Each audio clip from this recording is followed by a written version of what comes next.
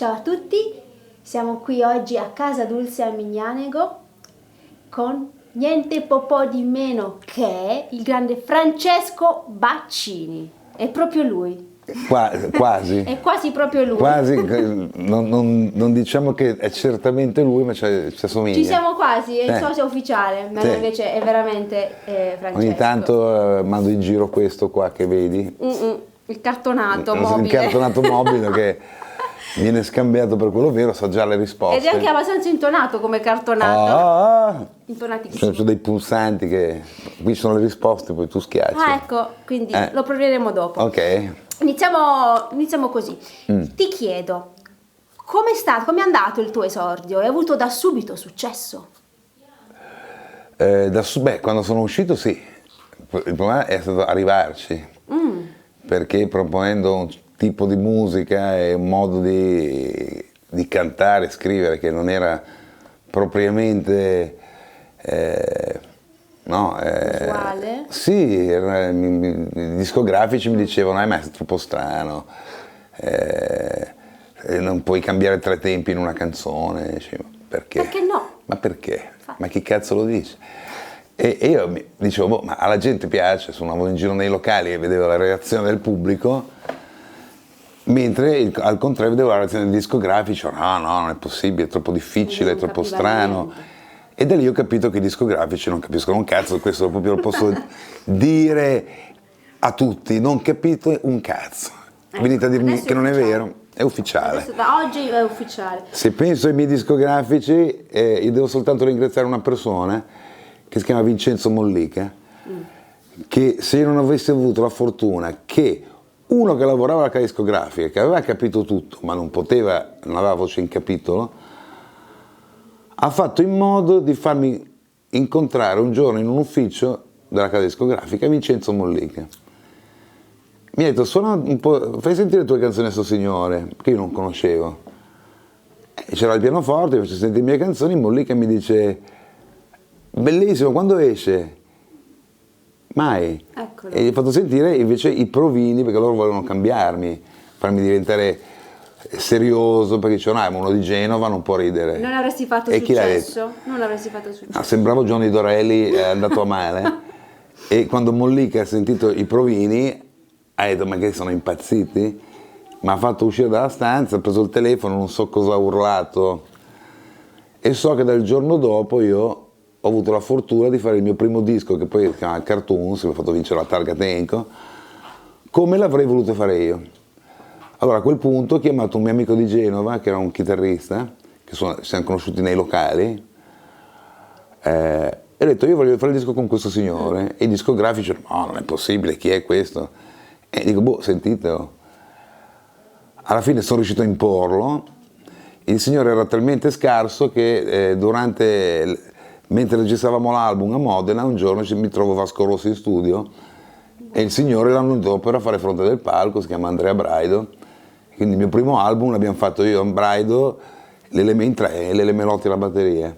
Bellissimo. Era serie buona, anche perché all'epoca c'era il nastro, cioè non c'era come adesso che puoi fare 100.000, no? Sì. Con la tecnologia oggi puoi cantare a pezzettini. Prima era tutto vero. Avevi due take, cioè dovevi fare il pezzo 2 volte, Sì. e basta, avevi due possibilità. O buono. Ma proviamo il tasto della domanda? Vai, premi. Questo? Quale? Sì. Dov'era? No, Questo? Proviamo qua. Ecco qua. Allora, a quale tua canzone sei particolarmente affezionato? Vabbè, alla fine le donne di Modena, perché è quella che poi mi ha fatto conoscere al grande pubblico ed è un marchio, Le donne di Modena. come dire, no? Anche perché è un pezzo che lo posso cantare solo io, nel senso che è talmente mio che non mi puoi confondere con nessun altro. Sì, alla fine, anche se poi, cioè come dire, no? Come dire, quale dei tuoi figli ti piace di più? Boh. Vabbè, tu ne hai uno perciò. Io ne ho uno vero. Poi chissà gli altri sparsi per il mondo, non lo vogliamo. Non voglio almeno oggi. Fino adesso è andata bene così, quindi Lascia stare. facciamo finta di niente. Però sappiamo che tu hai fatto, oltre a canzoni molto ironiche, anche alcune impegnate. Vero? Ma sai, io sono uno che, come diceva Fabrizio, cioè noi abbiamo preso la strada più difficile, cioè che quella che ogni volta devi stupire. Esatto. Io a un certo punto, dopo 3 album ironici, mi sono presentato con Voglia di innamorarmi, e che ha spiazzato tutti, nessuno si aspettava da me Voglia di innamorarmi. Ma poi ti sei innamorato alla fine? No, ma io la canto per gli altri. Ah, quindi non sono testi no, autobiografici. no, sono autobiografici, però innamoratevi voi. Bene, il pubblico. Ma poi quella canzone in realtà non è una canzone d'amore, è una canzone sul senso della vita. Certo. Cioè, Voglia di innamorarmi, no, cioè, uno chiaro lo legge sempre col primo significato più facile, che è quello. In realtà se ascolti bene il testo, insomma, l'innamoramento è un pretesto, in realtà è dare un senso alla propria vita. E quindi mi sono presentato, come dire, ho abituato il pubblico fin dall'inizio che io sono uno comunque fuori, come dire, sopra sì, le righe.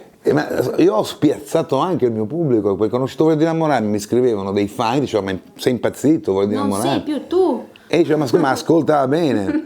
No, perché poi purtroppo la gente si fa sempre un'idea che deve rimanere esattamente quella. Io invece sono uno bilancia gemelli, mi rompo le palle. No, ma sia. Se io tutta la vita dovessi fare il donna di moda me sparo. No, certo. Quindi a me piace cambiare, mi piace mettermi in gioco, mi piace stupirmi, se no facevo il geometra. Scusa. Giusto. È che oggi purtroppo si ha un impatto verso il mondo, tra virgolette, dell'arte, che deve essere invece tutto preciso, ordinato, senza sorprese, rassicurante, come la televisione. La televisione è rassicurante, l'arte non è rassicurante. L'artista non è rassicurante. No. E quindi alla fine a un certo punto ho scelto di fare l'artista, che è l'unica cosa che so fare. Quindi a me della televisione, anzi meno ci vado, meglio è, anche perché è una televisione dove devi andare lì a parlare dei cazzi tuoi. Ora francamente faccio musica, faccio altre cose, dei cazzi miei devo saperli solo io. E poi da genovese proprio meno si sa, meglio è. Meno si sa, meglio si è. parla, Meno la gente conosce la tua vita, meglio è. Clic. Mi ha spento. Esatto, questo è il bottoncino per spegnerlo. Sappiamo anche che hai avuto tantissime grandi Ha collaborazioni. preso tantissime donne. Qual è la prossima? Sarebbe stata l'ultima No, perché domanda. No, questa vedi, in Ligure mi viene la bronchite, non so. dobbiamo fare. Tantissime grandi collaborazioni. Ne vuoi citare qualcuno? Vabbè, Fabrizio per primo, per esempio i miei primi live veri sono nati grazie a Lucio Dalla, perché mi sono ritrovato a fare un concerto in provincia di Avellino, la sera da suonare io pioveva, ero ancora abbastanza sconosciuto, l'organizzatore mi disse guarda mi sei simpatico, se stai qua fino a sabato ti faccio suonare con Lucio Dalla. Vedi? Sti cazzi, dico veramente. E arriva Lucio, che era l'anno di Dalla Morandi, e Lucio era tipo con 2 musicisti. Mi presentano Lucio, Lucio fa 5 pezzi, c'ha 10.000 persone, la prima volta sono davanti a 10.000 persone. E devo fare 2 o 3 pezzi. E Dalla, a cui piaceva fare le gare sul palco, perché Dalla era un animale da palcoscenico, quindi gli piaceva anche mettere in difficoltà. Però con me, come dire, cascava male perché. Allora mi dice. Festi 5 pezzi, poi dice un amico Francesco Bacini, silenzio perché Chi è? Chi lo conosce? e ci incrociamo sul palco e dice adesso sono cazzi tuoi. Io vado e se il piano voce fosse una specialità olimpica io potrei andare tutti gli anni alle Olimpiadi. Allora devo fare 2 o 3 pezzi e alla fine ne faccio 10. Sì. Allora Lucio a fine concerto mi dice Bac, cosa fai martedì? E dico che ne so, alla casa. E mi dice guarda facciamo l'ultimo Dalla Morandi a Urbino, perché non andiamo a fare un po' di pezzi? Bellissimo.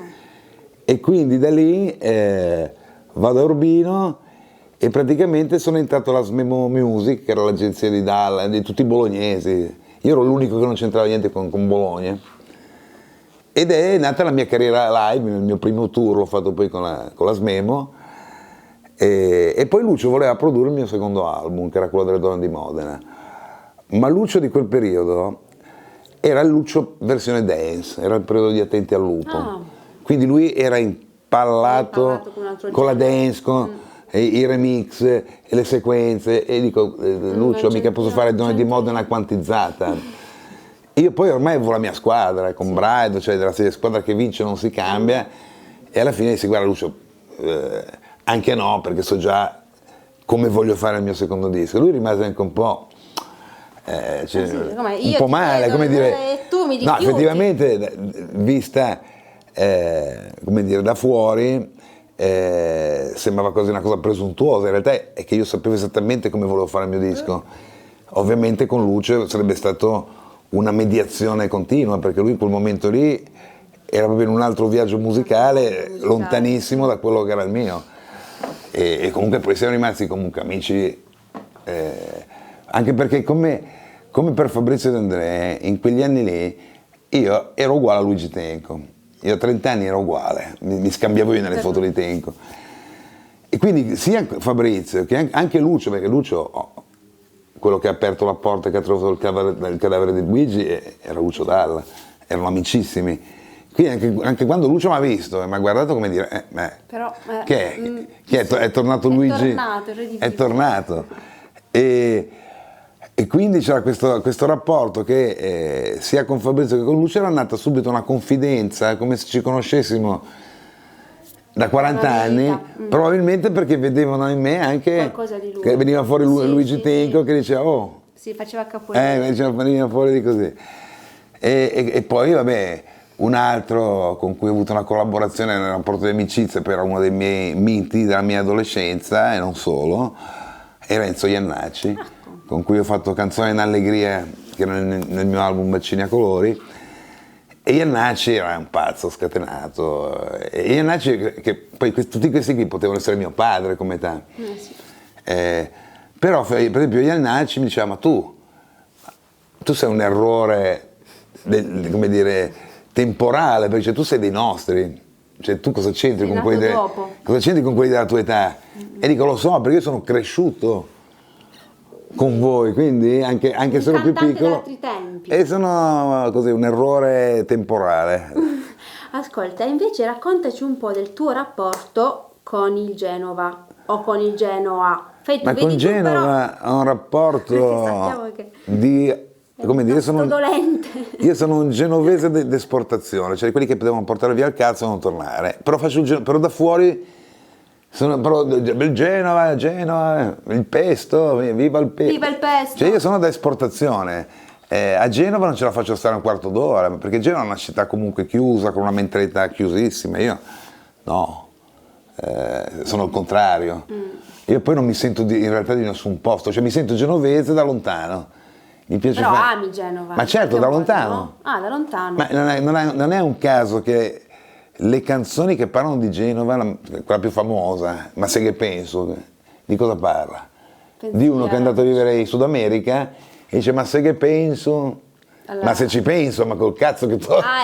Cioè, ma se ci penso vedo il mare, perché da lontano vedi, ti ricordi solo le cose belle. È vero, è vero. Poi appena torni mi viene in mente l'angoscia si sbloccano tutti i ricordi della mia adolescenza, con mia madre mi rompeva i coglioni, mia madre era una roba proprio... Però hai scritto un bellissimo pezzo. Sì, ma chiaro, ma come con tre mamme c'è il rapporto di amore e odio, infatti sono scappato di casa, poi però eravamo uguali. E poi Genova è una città che è strana, perché secondo me Genova è bella per uno che non è di genovese. Cioè uno che viene a Genova e dice, che figata, i vicoli, il mare, il porto...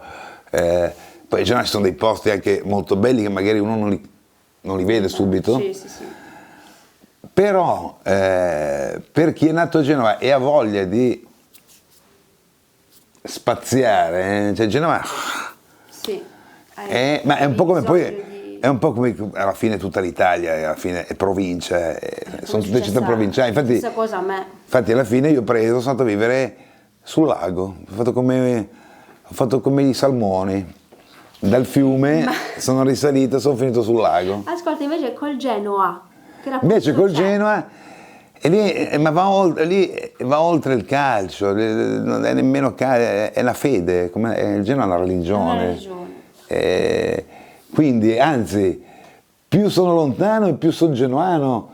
Io sono riuscito a vedere il Genoa in Cina in diretta, in qualsiasi parte del mondo, io riesco a vedere la partita e ed è cioè, va oltre il calcio, è proprio una...